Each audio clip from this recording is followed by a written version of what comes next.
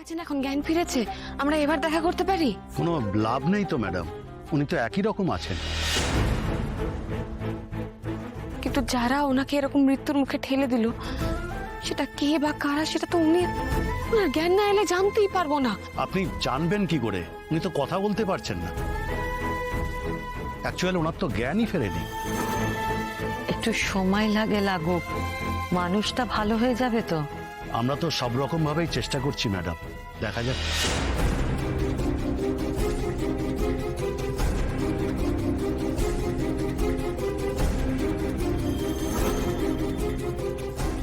কিঙ্কর, তুমি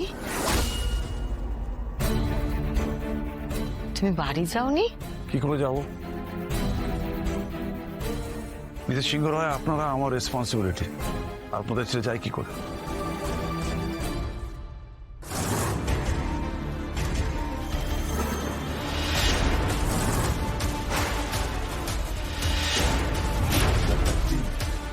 আপনি এখানে? আসতেই হলো অপর্ণা আমাকে। তোমাকে আমার সাথে যেতে হবে, কেসের টাইম হয়ে গেছে। কিন্তু কি ভাবছো অপর্ণা? সত্যেনবাবুর এখনো সেন্স আসেনি, যদি জ্ঞান ফেরে তাহলে। তার জন্য কি কেসের টাইম চেঞ্জ হয়ে যাবে? ওনার জ্ঞান ফিরলে না হয় তুমি কেস সেরে ওনার সাথে দেখা করে যেও। এখন তোমাকে আমার সাথে যেতে হবে। আমি আছি এখানে অপর্ণা, তুমি যাও, তোমার যাওয়াটা জরুরি। আর আমি তো এখানে আছি, সত্যেনবাবুর জ্ঞান ফিরলে আমি ওনার সঙ্গে কথা বলে নেব। অপর্ণা, যদি আমি গেলেই হতো তাহলে তো কোনো কথাই ছিল না, কিন্তু এটা আমাদের অফিসের কেস, তোমার থাকাটা দরকার সেখানে।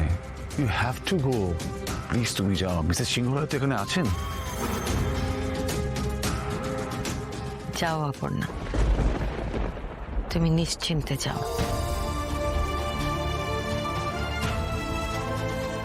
ও দেখো, এইটা তো আমি ভুলেই গেছিলাম। বাড়ি থেকে বেরোবার সময় এটা নিয়ে এসেছিলাম, তোমায় দিতেই ভুলে গেছি।